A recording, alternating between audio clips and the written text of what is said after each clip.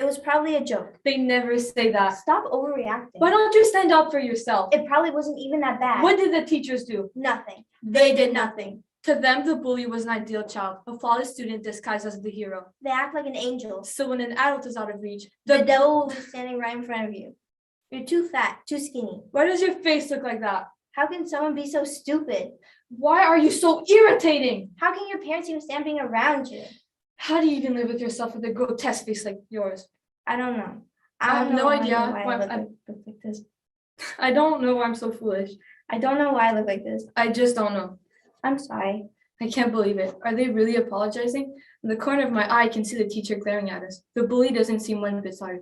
They'll never be sorry. They want to feel big. It's only making me smaller. Next thing you'll know, they'll make rumors about you. Did you hear that she peed her pants in class? So what about how she failed her test again? Everyone will turn against you. Nothing can be done. They're the bigger person.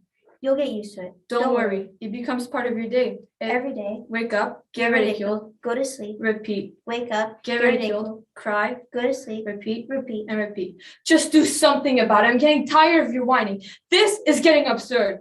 Please, I'll try. I promise. Just be aware, I'll be perceived as a bad person. I don't feel like going to school. I have a stomachache. I have a fever. I have a headache.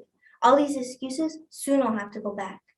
I still remember them asking, "Are you okay?" Yeah, I'm fine, but I'm not really fine. I won't admit it. They won't understand. That's what the bully wants. For you to beg for mercy. No one understands. Nothing can be done.